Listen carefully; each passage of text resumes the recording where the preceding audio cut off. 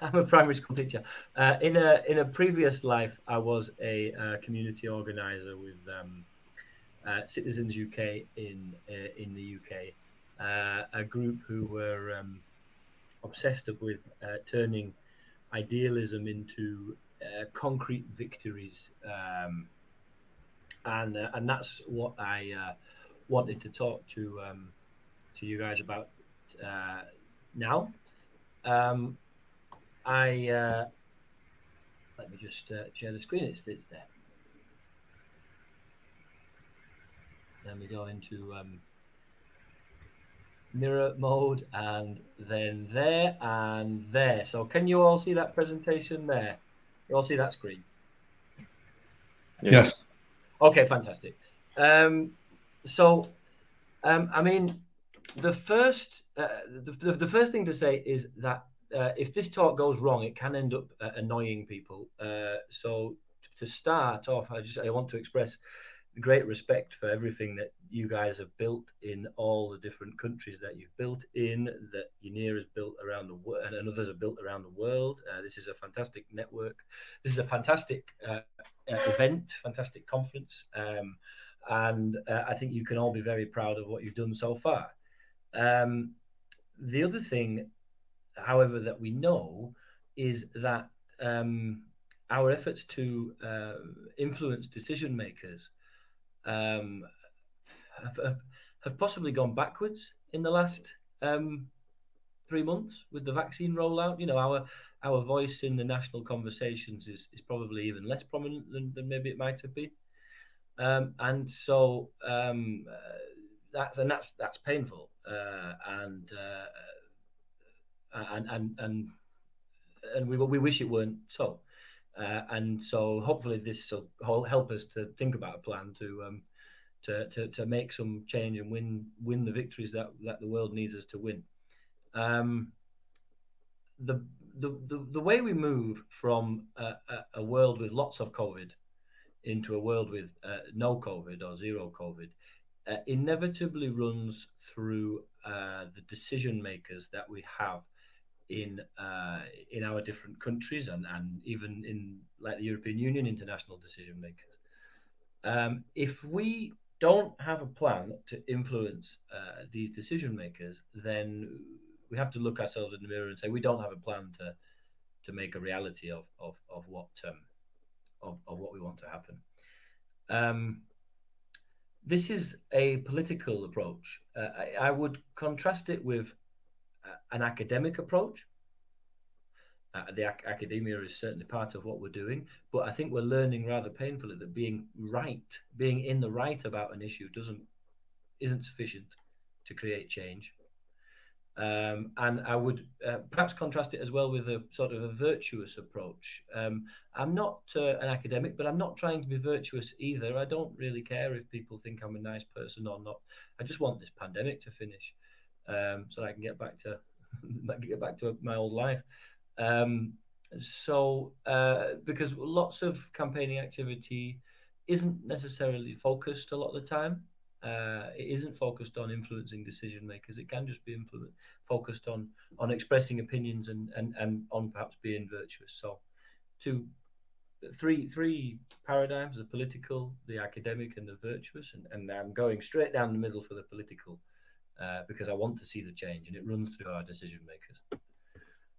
Here is Spain, and here are our. So I should say that I'm one of the founders of Libres de COVID, of the Spanish branch of this organization. But I am actually English, but I live in Spain. And here are our decision makers. We have Pedro Sanchez, who is the president from the Socialist Party, and he is sat there with his epidemiology chief, a guy called Fernando Simon.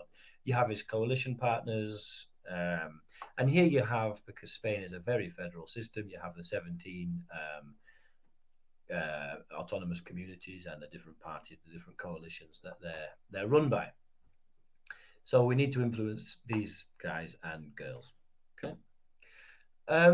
So the question is, and it's a tough question, why would Pedro Sanchez and Fernando Simon and the other people on our list of power players, of decision makers, why would they suddenly become interested in pursuing a zero COVID elimination strategy when, for the last year or so since the pandemic started, they haven't?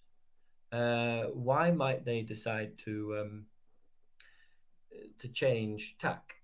And the answer to that is because it might start to affect their key interests. And when I say interests, I don't mean saintly interests, and I don't mean devilish interests. These politicians are not saints, and they're not, they're not Beelzebub either. They're human beings like the rest of us. Um, and they have things that they worry about. They have things they get stressed about. They have things that they get elatedly happy about. And so, one way to think about their interests that we're trying to affect is what makes them lose sleep and what might make them sleep a bit better if they could sort something out. Uh, one of the key things to think about our current crop of politicians in Europe is that they didn't come into politics to deal with epidemics or pandemics. They as a bunch desperately want this to go away, so that they can concentrate on the things that they do care about, or that they did come into politics to change, the legacies that they wanted to leave. Now, the legacies they wanted to leave had nothing to do with pandemics. Pedro Sanchez is an economist, and his all his politics up until now have been about modernizing the Spanish economy, making it work better for the less well off, perhaps, integration into Europe. Um, and the pandemic's got right in the way of all of this, so he just wants it to go away. All politicians want to look good in front of their friends. Do we have a clear analysis of who their friends are? It could be very helpful. They all want to get re-elected. They are, in some sense, getting elected professionals, and governing can often come second. Um, I had some thoughts that Pedro Sanchez was interested in trying to maintain the democratic system in Spain because I don't know, socialist presidents have ended up dead in gutters from time to time in Spain.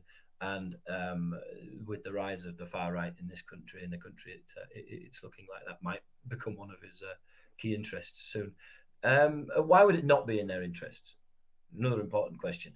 Uh, Very obvious, because they want the pandemic to go away, and they don't want to spend ages now trying to devise a whole new strategy and sell it to their publics.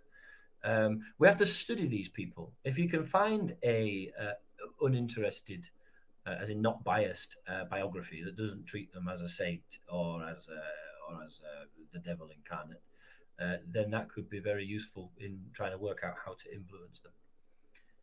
Um,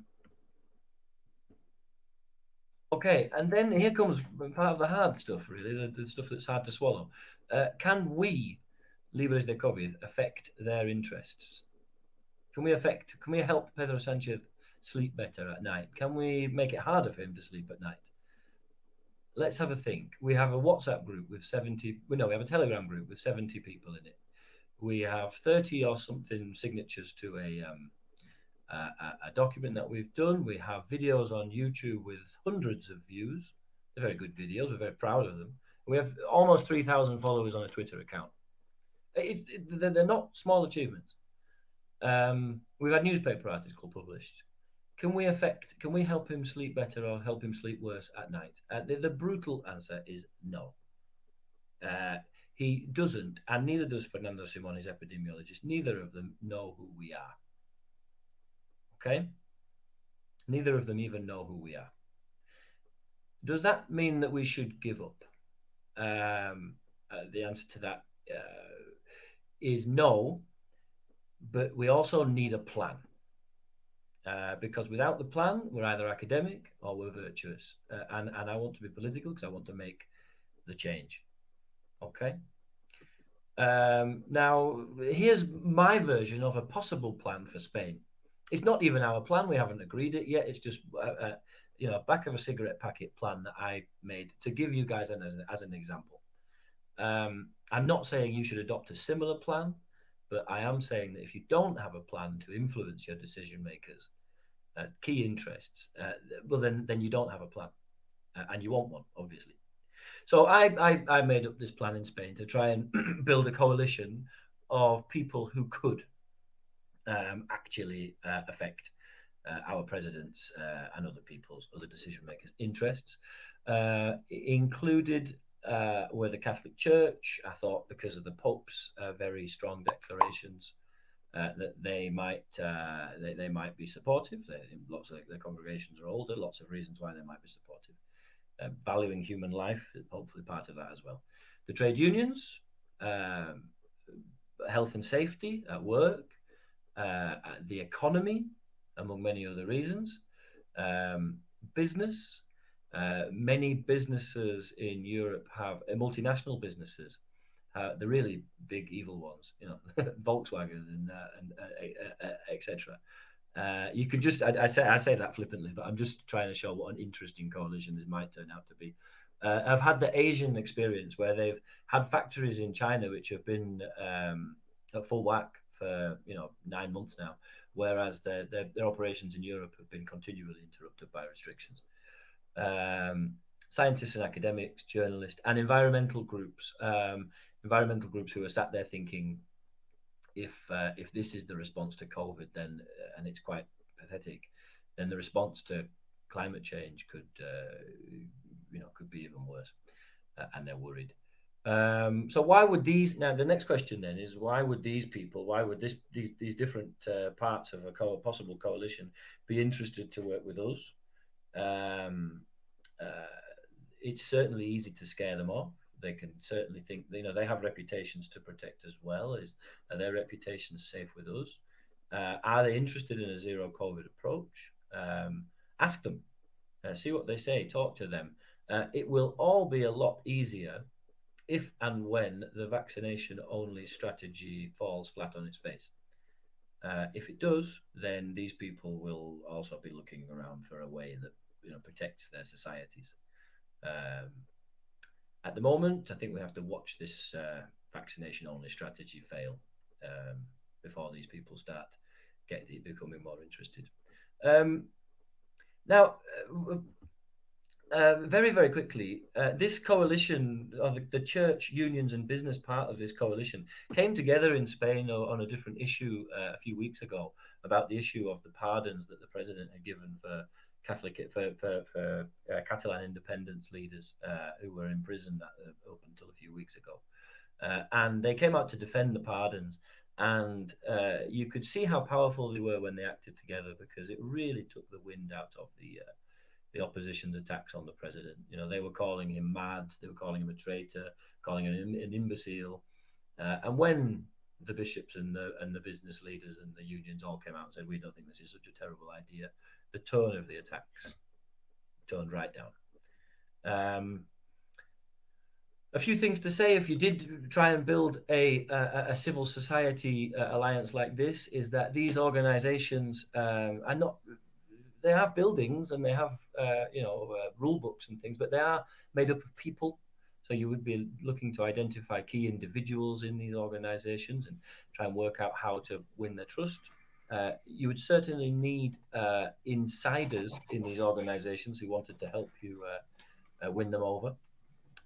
We do in our group at the moment have union activists and churchgoers who are willing to help us. You need to talk to them about their interests and design actions and campaigns to try and get them on board. So, I mean, the trade unions is an interesting example. If I was trying to win the trust and collaboration of trade unions in Spain, I would probably run a campaign about aerosols in workplaces and health and safety, something that they could all get involved with. Um, Again, this is just one idea of mine from Spain, but the key thing that I do want you to take away from that is that if you don't, that you need a plan to influence your decision makers' key interests, and you have to be brutal about whether you can actually do that or not. And if you can't, then you want to get yourself a plan to get yourself in a position to be able to do it. Just a quick word about about the style of campaigning that might be successful if you did get into that position.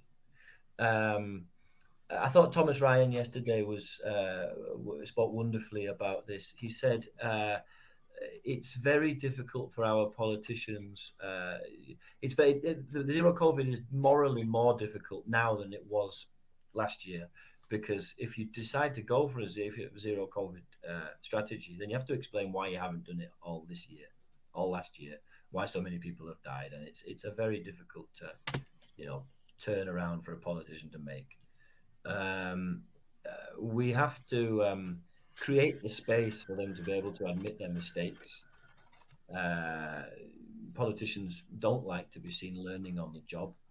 Uh, Opposition parties don't let them learn on the job. They're often trying to humiliate the government rather than improve it. One thing which I really wanted to stress here is that our campaigns can't survive easily a no from these decision makers. Once these decision makers have nailed their flag to the mast that then they're not going to go down this road, turning that no around is much harder than if they'd never said it. Don't ask the question unless you already know what the answer is going to be. And if you know the answer is going to be no, don't ask the question, because so what can you do? I mean, the thing we've talked about in Spain is our campaign being an offer of help. Okay, there's this huge pandemic problem, and we know how to fix it. It's an offer of help. It's not a let's bash the government around the head with it. So I think that's a good place to finish.